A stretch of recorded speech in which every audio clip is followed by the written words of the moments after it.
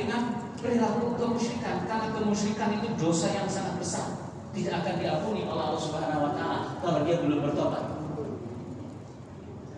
Maka pendidikan yang pertama dilakukan oleh Luqman terhadap putranya apa? Tauhid. Wa isqala Luqman li ibnihi ya bunayya la tusyrik billah inna syirka la dzulmun 'adzim. Ketika Luqman berkata kepada anaknya, wahai anakku, jangan kau menyekutukan Allah Subhanahu wa taala, sesungguhnya menyekutukan Allah itu dosa yang teramat besar.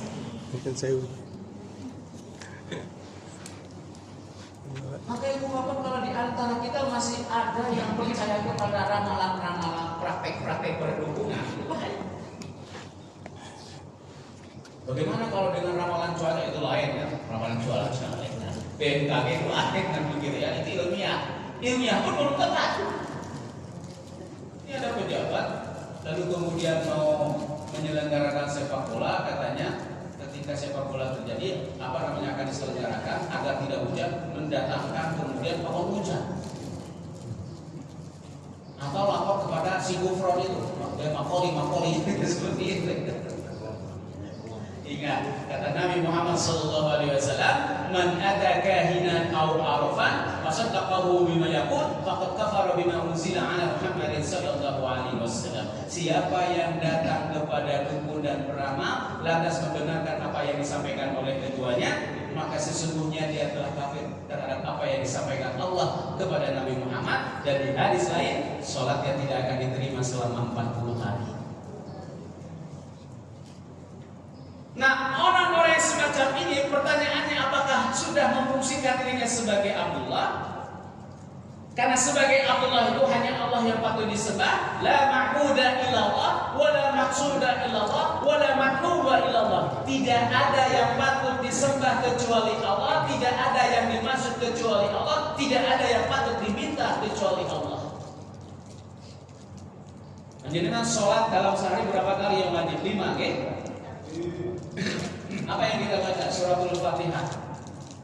Ya, yang masuk dalam rukun. Apa yang kita baca di dalamnya? Iyyaka na'budu wa iyyaka nasta'in. Hanya kepadamu lah kami mengabdi, dan hanya kepadamu lah kami meminta. Kalau sudah hanya kepadamu, tidak ada yang patut diminta dalam urusan spiritual itu kecuali kepada Allah. Tetapi kalau konteksnya di luar itu, ini menjadi masalah. Maka apa yang kita baca iyyaka na'budu wa iyyaka nasta'in tidak dipahami, tidak mengerti maknanya. Maka ibu bapak, sholat itu harus paham makna Al-Fatihah. Bacaan itu harus paham. Minimal itu Al-Fatihah kita pahami. Kalau bacaan setelah Al-Fatihah kita tidak tahu artinya, tidak punya masalah. Karena itu bukan rukun. Ya, jadi dengan sholat setelah baca Al-Fatihah lalu kemudian lupa langsung ruku, tidak jadi masalah, tidak batal. Nah begitu. Tapi kalau Al-Fatihah lupa, menjadi batal sholatnya, karena itu adalah ruku dari sholat. Tetap makanya pahami surah Al-Fatihah, mengerti terjemahnya apa, sehingga ketika sholat kita memaknai seperti itu. Nah, ibu bapak yang dirahmati oleh Allah Subhanahu wa taala, maka kualitas diri manusia itu adalah indallah, itu inna akramakum indallah atqakum, dan di hadapan manusia adalah khairun nasi anfa'uhum linnas. Sebaik-baiknya manusia adalah manusia yang mampu memberikan manfaat kepada orang lain.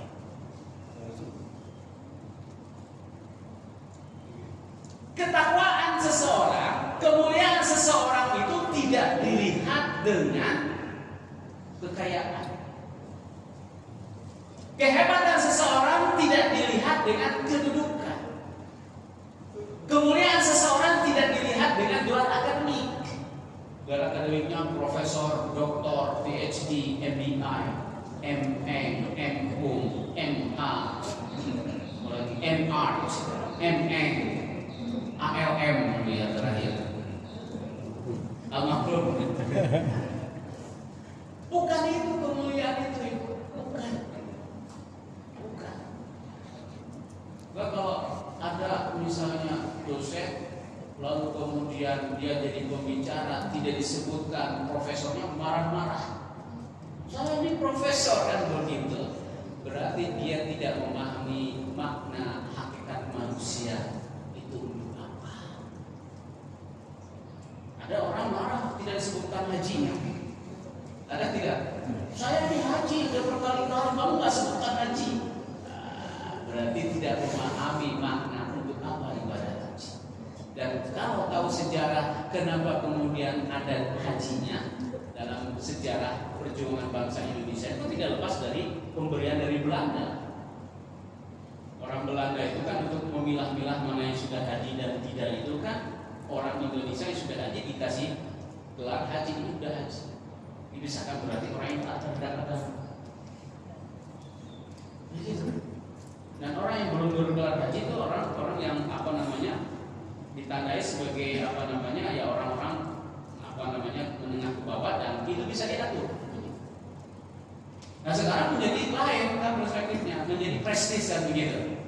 Seakan-akan kalau sudah ada label-label hajinya luar biasa, padahal di Arab nggak ada yang haji ya, orang-orang Arab. Ya, mudah-mudahan kita tidak terjebak kepada hal-hal yang demikian ya. Cukup Allah saja yang tahu bahwa kita sudah menunaikan rukun Islam yang kelima seperti itu. Nah, ibu bapak yang dirahmati Allah Subhanahu wa taala, maka dengan demikian ya, syarat manusia yang berkualitas itu pertama adalah memiliki akidah yang baik. Bagaimana akidah yang baik itu ya? Dia memiliki keimanan kepada Allah Subhanahu wa taala. Iman yang diberitakan oleh Allah Subhanahu wa taala. Apapun yang dikatakan oleh Allah Subhanahu wa taala diikuti, itu akidah yang baik. Yang selanjutnya ibu bapak yang dirahmati oleh Allah Subhanahu wa taala, yaitu dia memiliki amal soleh. Di dalam surah Al-Baqarah ayat 112 dan 111-nya itu klaim dari orang Nasrani Yahudi. Mereka mengatakan bahwa hanya orang Yahudi dan Nasrani lah yang akan kelak kemudian masuk surga, yang akan mendapatkan kedamaian, yang akan mendapatkan keselamatan. Mereka orang-orang Yahudi dan Nasrani mengklaim demikian. Watilka, kata Allah itu yang dalam Al-Quran apa? Itulah anak-anak mereka. Tetapi kata Allah, bala man aslama wajhahu. Tidak demikian. Bahwa orang yang akan mendapatkan keselamatan di yaumul kiamah itu adalah mereka-mereka yang menyerahkan hidupnya totalitasnya kepada Allah secara totalitas. Wa huwa muhsinun, lantas dia berbuat baik, walahu ajruhu inda rabbih, maka dia akan mendapatkan kesejahteraan, mendapatkan kebahagiaan. Walahu ajruhu inda rabbih wala khaufun alaihim wala hum yahzanun. Dia tidak akan pernah merasakan ada ketakutan dan dia tidak akan pernah bersedih. Artinya ketakutan, tidak akan pernah merasakan ketakutan, di dalamnya dia akan mendapatkan ketenangan dalam hidup. Wala hum yahzanun, dia akan mendapatkan kedamaian. Nah, oleh sebab itu ibu bapak yang dirahmati oleh Allah Subhanahu wa taala, takwa itu, keimanan kita itu bukan hanya sekedar lisan. Karena sesuai dengan definisi iman, ma huwal iman, al-iman huwa iqraru bil lisan, tasdiqu bil qalbi, ya. Diucapkan dengan hati, dibenarkan dalam hati, wa iqraru bil lisan, diucapkan dengan lisan, wa amalu bil arkan, diamalkan dengan anggota tubuh kita. Jadi tidaklah iman kalau hanya sekedar dibenarkan. Tidaklah iman kalau hanya sekedar diucapkan. Maka yang namanya iman itu dibenarkan dalam hati, diucapkan dengan lisan, dan diamalkan bil jawarih dengan anggota tubuh kita. Itu yang disebut dengan iman. Kan? Menjadi insan yang berkualitas itu harus memiliki akidah yang baik. Fondasi akidah yang baik lantas kemudian memiliki amal soleh. Dampak dari akidah yang baik itu memiliki amal soleh. Wa huwa muhsinun. Gak ada dua hubungan. Hablu minallah, ada hablu minannas. Ada hablu minallah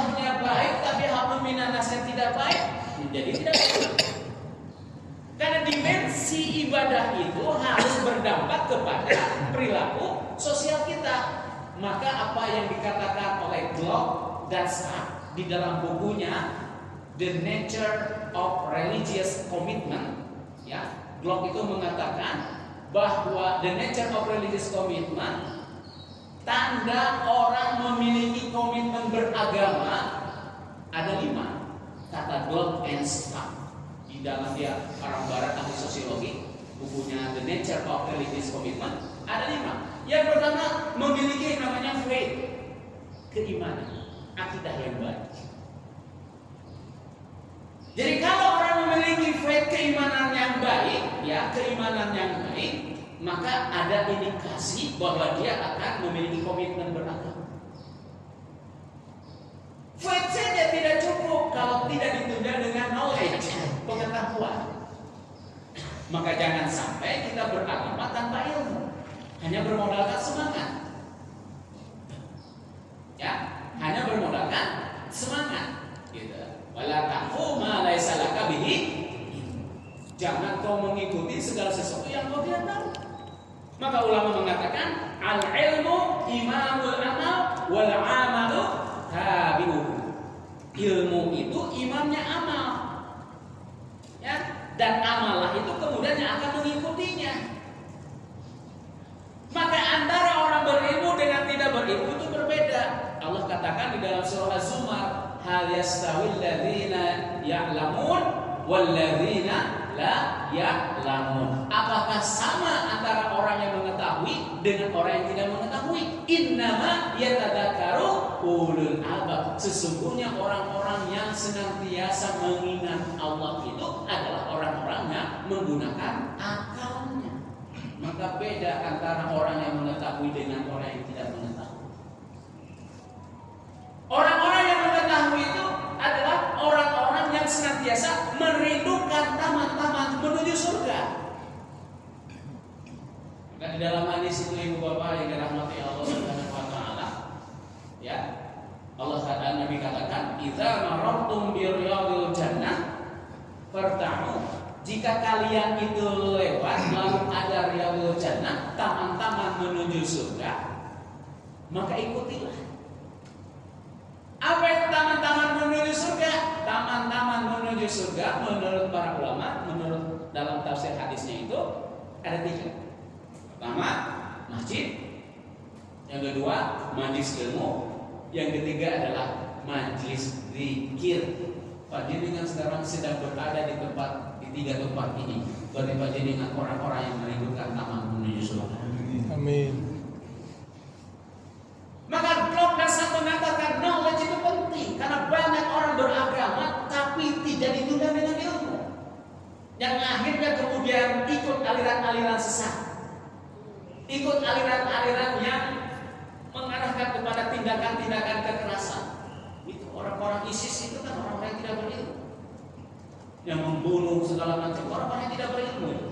Orang-orang ISIS itu yang mengatasnamakan Islam, ya, hanya bermodalkan semangat. Maka orang Islam itu, warga Muhammadiyah itu, beragama itu harus berbasis kepada 3. Apa? Data, fakta, logika. Datanya apa? Dalil nakli, dalil akli. Dalil nakli ini apa? Al-Quran dan hadis. Dalil akli ini apa? Ilmu pengetahuan, ayat-ayat kauniyah. Itu dalil akli. Faktanya apa? Fakta bagaimana fenomena-fenomena yang terjadi bagi orang-orang yang menggunakan akalnya akan senantiasa dijadikan sebagai sebuah ibrah. Logikanya bagaimana? Masuk akal apa tidak? Maka banyak orang yang tertipu itu disebabkan dia beragama tidak berbasiskan kepada data, fakta, dan logika. Ada orang mengaku bisa menggandakan uang, ya gitu ya, percaya. Kenapa? Karena dia beragama tidak berdasarkan kepada data, fakta, dan logika. Kan tidak masuk akal bisa uang bisa digandakan. Kalau uang bisa digandakan, Bank Indonesia tutup, tidak perlu. Ya. Lalu kemudian ada lagi siapa itu, si Gufron, bisa berbicara dengan orang yang sudah meninggal. Sekian puluh tahun sudah meninggal, dia bisa berbicara dengan ruhnya. Lalu banyak orang yang percaya. Nah, orang-orang yang percaya itu orang-orang yang tidak berilmu. Kenapa? Kata Allah, yas'alunaka 'anir ruh, qulir ruh min amri rabbi. Mereka bertanya tentang ruh, katakanlah ruh itu urusan Allah. Wa ma utitum minal ilmi illa qalila. Tidak aku berikan ilmu kalian itu kecuali secuil, kecuali sedikit. Maka banyak orang yang aliran-aliran sesat. Kenapa? Karena apa? Beragama tanpa ilmu. Apalagi ada lagi yang orang klasik itu si awas ya. Awas itu ya, yang mengatakan dan bahkan mengklaim dirinya sebagai bagian dari Nabi. Sekarang sudah, kalau tidak pakai peci merah putih itu tidak sah sholatnya. Seperti itu. Sudah macam-macam seperti itu ya, sama dengan si kufran itu yang aliran inabah dulu yang sekarang melenceng itu seperti itu. Hati-hati. Kenapa? Karena sering ikut mereka kan tidak pernah mengikuti kajian-kajian yang mencerahkan seperti itu. Nah, oleh sebab itu ibu bapak yang dirahmati Allah Subhanahu wa taala. Nah, dengan demikian baru dua ya. Yang ketiga, tadi faith, yang ketiga adalah mempraktekkan agama, kata Glock dan Stark. Jadi ciri seseorang itu memiliki komitmen beragama, yang ketiga adalah mempraktekkan agamanya. Muslim itu, kata Jalaluddin Rahmat di dalam bukunya Islam Aktual, ada 4. Pertama, ada yang disebut dengan Muslim nominal. Yang kedua, ada yang disebut dengan Muslim mistikal. Yang ketiga, ada yang disebut dengan Muslim konseptual. Yang keempat, ada yang disebut dengan Muslim aktual. Apa itu Muslim nominal? Muslim nominal itu Muslim yang hanya bermodalkan KTP. KTP-nya Islam tapi tidak pernah mengamalkan ajaran Islam. Banyak apa tidak? Mayoritas atau tidak? Mayoritas. Saya ngajar di perguruan tinggi Islam di Yogyakarta. Mahasiswanya 99,7% Islam. Yang bisa baca Quran berapa persen? Ada 3 kelompok dasar, menengah, dan lanjut. Kelompok dasar adalah mereka yang belum mengenal huruf hijaiyah. Mayoritas 60%. Yang golongan menengah 30%. Yang golongan lanjut 10%, lancar bacaan Qurannya itu 10%. Yang golongan dasar tadi tidak tahu huruf hijaiyah, Bapak. Dan saya mengajarkan mereka itu susahnya minta ampun, lebih mudah mengajarkan anak TK ketimbang mahasiswa. Kalau anak TK itu kan masih murni, belum tercampur baur dengan virus-virus maksiat. Tapi kalau sudah level mahasiswa, wah sudah file-file sudah banyak virus yang begitu. Susah. Mengajarkan huruf hijaiyah itu butuh berbulan-bulan. Yang level menengah, intermediate, mereka sudah bisa baca Al-Quran tapi terbata-bata. Alif Lam Mim dibaca alamat, ya, Alif Lam Mim Ra dibaca almari, gitu. Nah ini ya menengah gitu ya. Masih terbata-bata bacaannya, panjang pendeknya dan lain sebagainya. Ya, padahal baca Quran itu kan bukan indah dulu, benar dulu. Banyak di antara kita baca Quran itu indah dulu, benarnya belakangan. Berbeda dengan nyanyi. Kalau nyanyi itu indah dulu, tapi baca Quran itu benar dulu baru indah. Jadi baca Quran, baca surah Fatihah dipanjang-panjangkan, diindah-indahkan. Sementara bacaannya salah, gitu panjang pendeknya. Gitu. Jadi level menengah begitu. Nah level lanjutnya sedikit, dia sudah bisa baca Quran lancar karena lulusan pondok pesantren dan sebagainya. Ini artinya apa? Ya, banyak di antara Muslim Indonesia itu hanya sebatas identitas tadi, nominal, KTP. Yang kedua, Muslim mistikal, Muslim yang dicampur baurkan dengan dunia-dunia klinik, rajin sholat, kerjaannya jualannya sepi lari ke dukun kan begitu, seperti itu. Ya kemiskinan. Kan? Lebih percaya kepada klinik daripada klinik kan begitu. Klinik dengan klinik beda apa tidak? Nah, orang yang percaya kepada klinik berobatnya ke dukun. Tapi orang yang percaya kepada klinik berobatnya itu ke dokter kan begitu. Ya. Mana yang lebih ilmiah? Ya ilmiah klinik daripada klinik. Kalau klinik itu membawa dosa, ya. Kalau klinik itu kita berobat sesuai dengan penyakit yang kita ada kan begitu. Nah, yang keempat ada yang disebut dengan experience, pengalaman di dalam menjalankan agama itu apa? Pengalaman spiritual yang didapat, kenyamanan, kedamaian. Saya yakin panjenengan datang di sini itu akan mendapatkan suatu kenyamanan. Ada sesuatu yang baru yang didapatkan. Seperti itu. Sepanjang pengajiannya memang mencerahkan. Maka yang kelima yang disebut dengan apa? Yang kelima yang disebut dengan konsekuensi. Nah, konsekuensinya itu tentu bahwa apa yang kita lakukan, apa yang kita yakini, keimanan kita mempraktikkan ajaran agama harus berdampak kepada konsekuensi. Ini yang disebut dengan ihsan. Ihsan. Ma huwa ihsan? Al-ihsan huwa an ta'budullaha ka'annaka tara wa illam takun tara fa innahu yarak. Ihsan itu engkau beribadah kepada Allah seakan-akan kau melihatnya, sekalipun engkau tidak melihatnya, maka Allah melihatnya. Itu ihsan.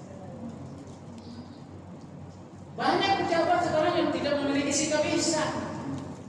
Disuruh jadi menteri kelautan malah jadi bajak laut. Disuruh menjadi menteri kehutanan malah babat hutan. Dan yang berusaha hutan itu bukan orang hutan, Pak. Dan yang merusak laut itu bukan anjing laut, Pak. Betul ya? Bukan. Kenapa? Karena tidak ada sikap ihsan di antara mereka itu para pejabat. Ya. Malah kemudian cari pembenaran. Nah, begitu banjir padang terjadi, ada seorang menteri bawa beras 1 karung. Ini syuting, siap, klik syuting untuk itu. Ya.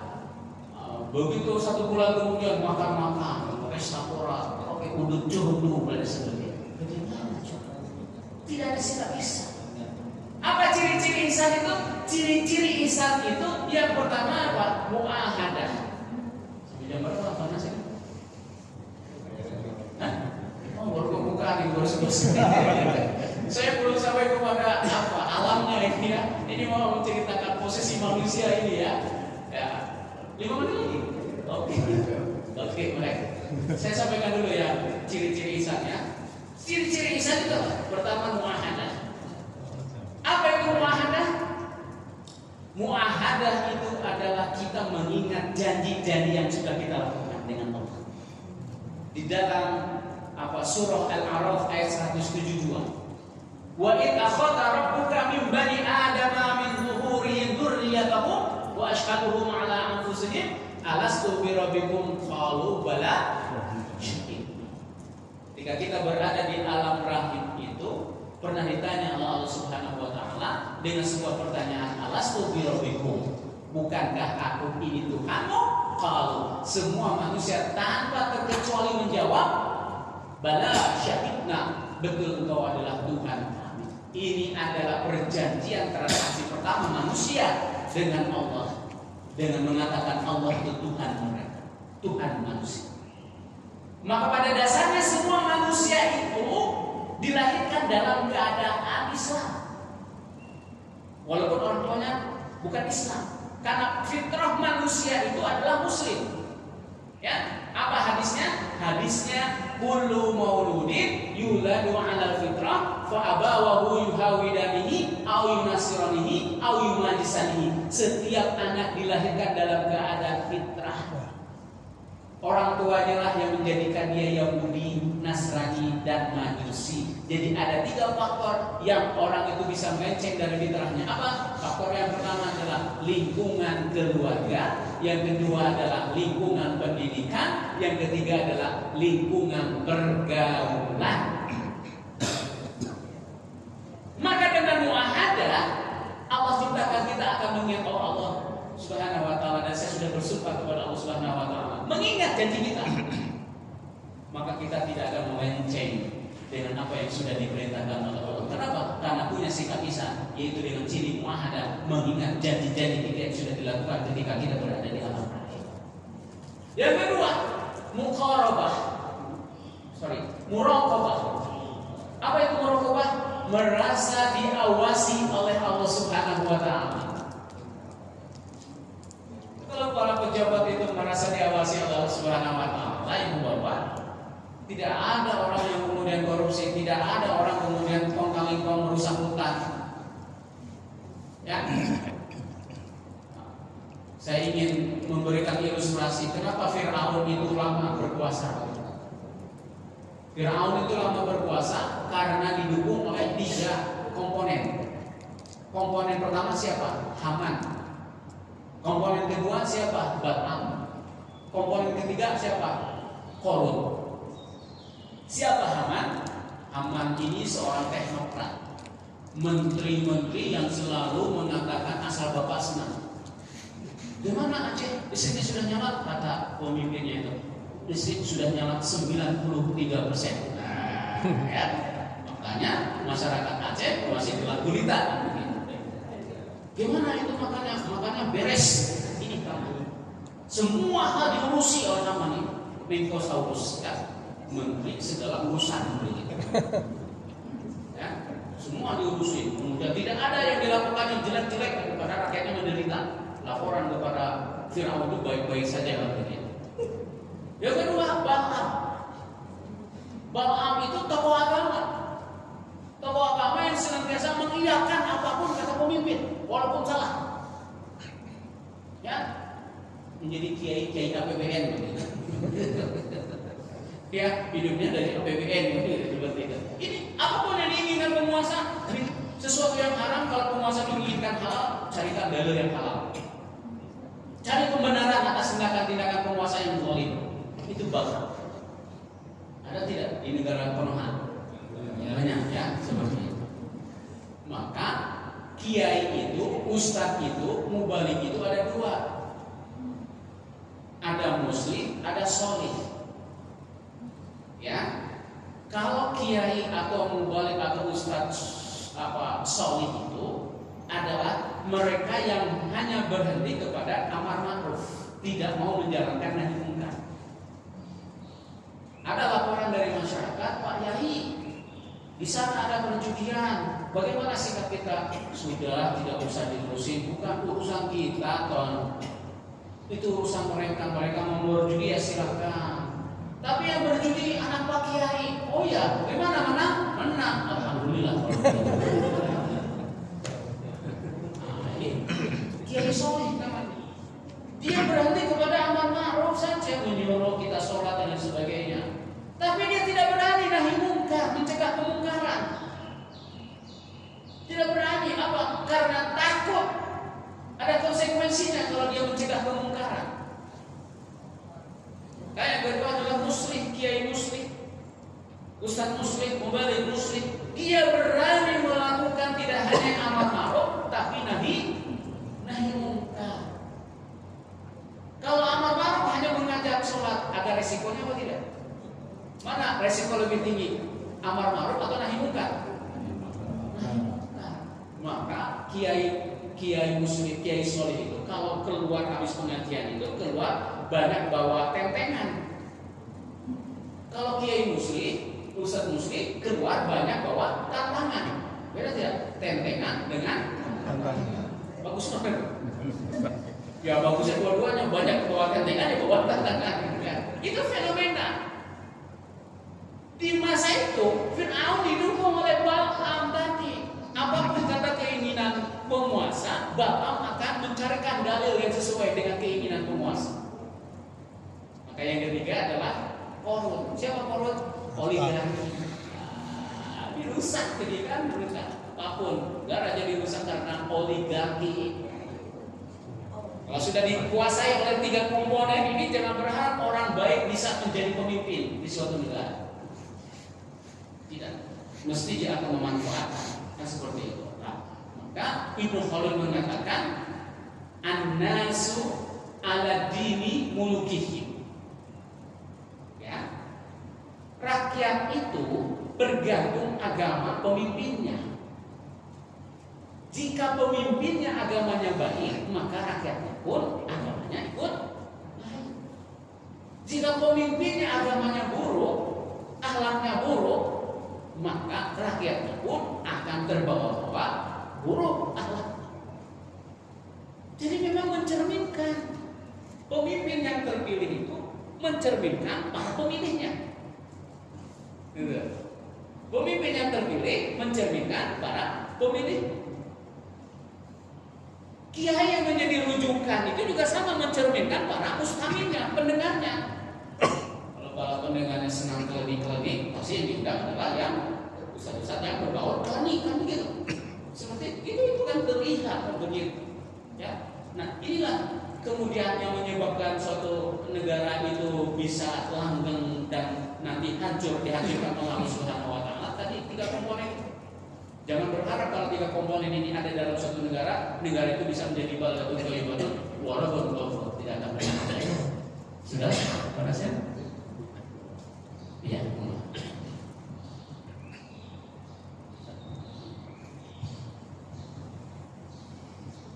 Dengan tadi berbahasa yang dikatakan Allah SWT yang disampaikan materi yang berkisar mengenai masalah lingkungan, saya mendengar tadi hanya lingkungan alam, ternyata lingkungan formal, informal dan non formal, keluarga, masyarakat dan sebagainya. Sangat menarik sekali apa yang disampaikan Pak Ustadz Ahang ini, karena ciri-ciri yang menurut saya menarik tidak hanya tekstual saja, tapi beliau juga menjalankan secara kontekstual. Fenomena yang terjadi dalam masyarakat kita saat ini memang seperti itu menarik sekali. Jadi saya tidak kira kalau tadi masalah lingkungan akhirnya merambah kepada masalah yang sekarang terjadi ya. Jadi ada suatu ironis barangkali ya Pak Ustaz. Jadi kalau itu Allah sedang membencanai 3 wilayah provinsi tadi, di sana kan justru tempatnya para ulama kaum muslim yang luar biasa, Aceh dan Sumatera Barat. Di sana ada tuan rumah bojol, di sana agam itu seperti apa? Keluarga panis dan semuanya tahu agama semua. Tapi kenapa Allah itu justru memberikan bencana di sana? Tadi dikatakan bahwa barangkali karena diamnya orang-orang arif bijak dan muslim tadi. Itu ya barangkali. Nah, ini menjadi catatan yang menarik sekali buat kita. Kita bayangkan saja, ya kita bersyukur sekali kalau Semarang itu tidak sampai terjadi semacam itu. Karena fenomena yang terakhir tadi disinggung oleh beliau. Catatan penting ada satu kalimat yang berusaha. Rakyat itu tergantung pada akhlak dan agama pemimpinnya. Saya jadi teringat itu bisa. Nah itu siapa tahu nanti Allah memendam sesuatu ya Bang Semarang ini jangan-jangan oleh Allah ada utang dendam ini barangkali. Itu saja, jadi kita nggak perlu macam-macam ibaratnya. Kita sangat tertarik sekali dengan hal semacam itu. Yang penting secara tekstual dia sudah menjelaskan. Kontekstual ada contoh yang sangat real. Dikatakan untuk menguji sebuah kebenaran di sana ada data, fakta dan logika. Kita jalan dengan uji. Silakan Bapak Ibu sekarang bila ada yang tertarik untuk menanyakan, memberikan penjelasan, komentar. Monggo, silakan. Kalau ibu-ibu di belakang sudah ada mikrofon itu. Monggo silakan. Ini barangkali nanti kalau ulil albab sangat tertarik sekali. Karena banyak hal yang pasti ingin direspon. Monggo silakan. Ibu-ibu ada yang tanya? Ya, insya Allah kita semuanya paham betul dan muncul di dalam hati saya insya Allah sudah menjadi pedoman dalam kita hidup masyarakat. Bapak Pak Amit monggo ya, gimana ya? Itu kayaknya nggak sampai ya mikrofonnya. Atau kalau bapak-bapak frekuensi suaranya barangkali udah. Monggo bapak dulu. Perkenalan diri Pak, saya melihat panjenengan kayaknya jamaah baru kayaknya. Monggo. Iya, perkenalkan saya Ian Pak, jamaah di PRM Malbon. Oh, Masya Allah, ini jamaahnya Pak. Ada di Nurul kemarin. Mungkin hubungannya sama ini ada istilah istidroj nih. Istidroj itu korelasinya apa nih ketika di suatu tempat itu malah Allah masih istidroj itu dengan korelasinya dengan musibah yang ada di Sumatera itu. Kenapa Allah malah boleh mungkin disampaikan Pak Nasir tadi ya, memberikan ujian yang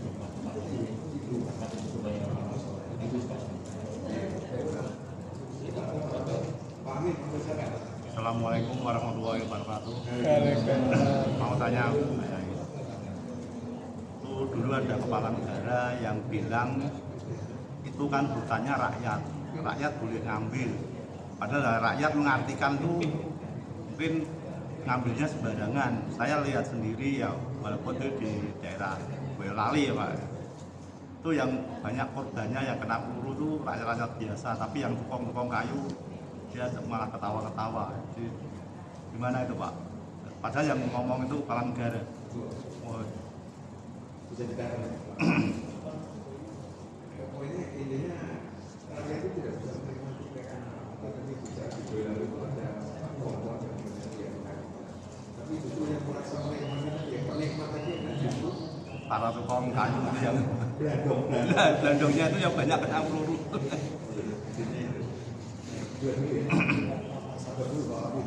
Baik, jazakallah atas pertanyaannya. Pertama, istidraj. Istidraj itu apa?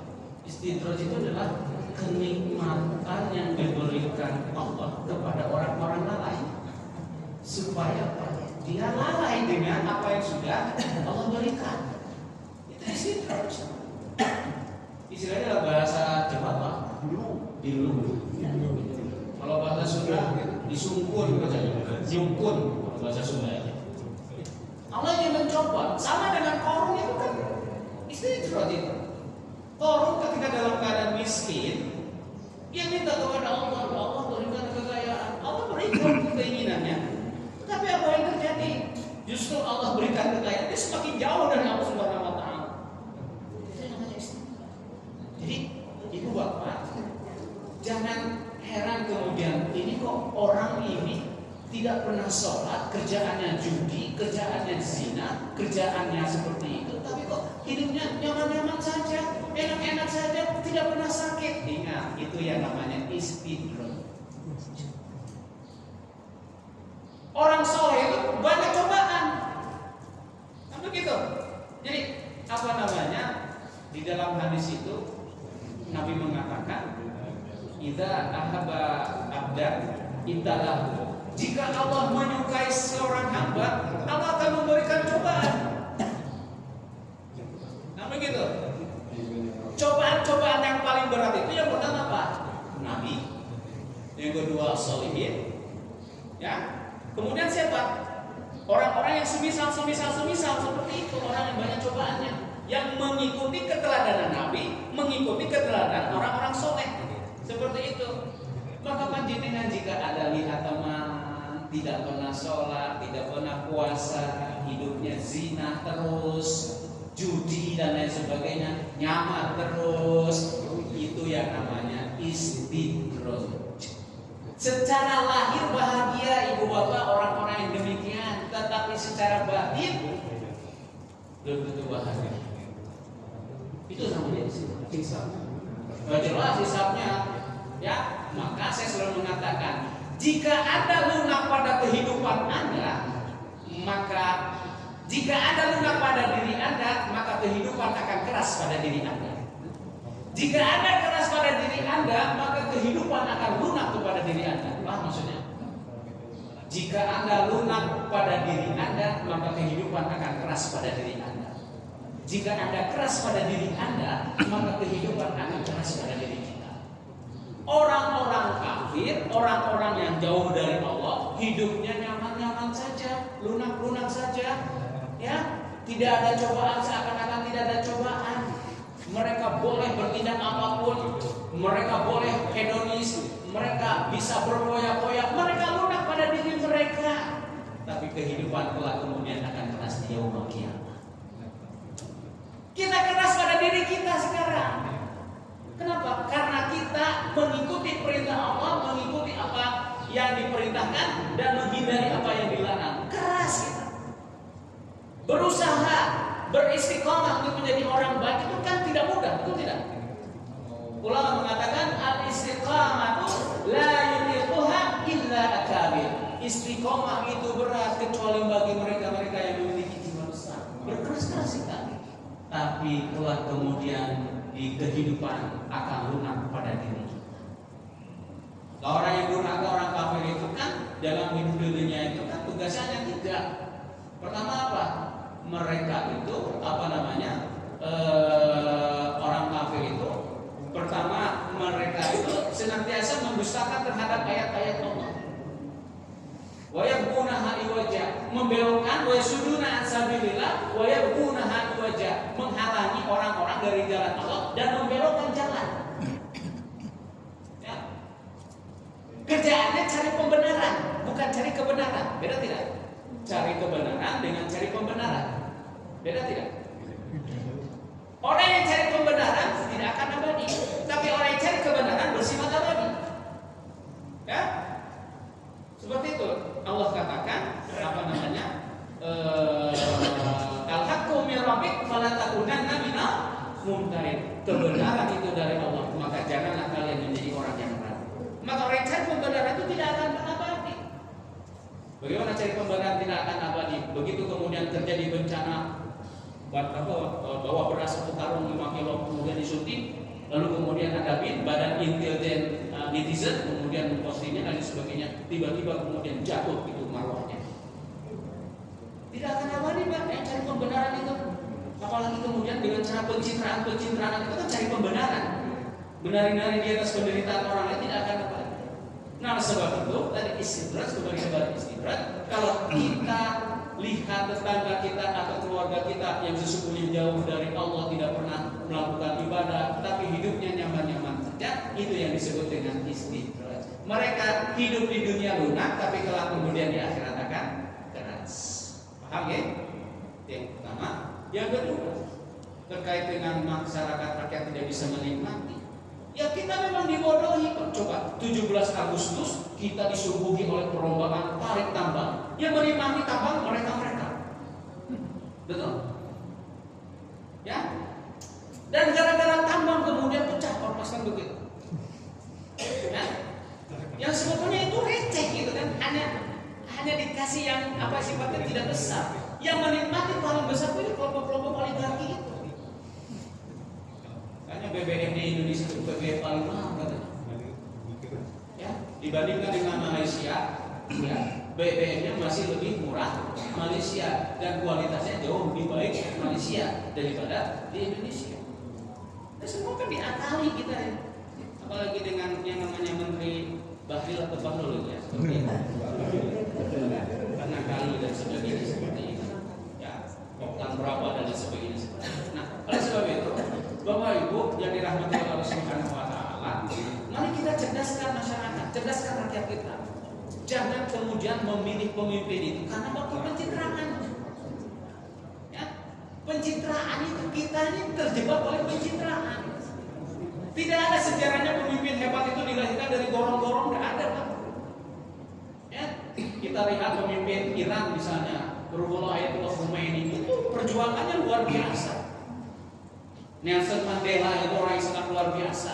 Kita lihat yang sifatnya duniawi. Jangan dibandingkan dengan Nabi, tidak ada apa-apanya dengan Nabi Muhammad.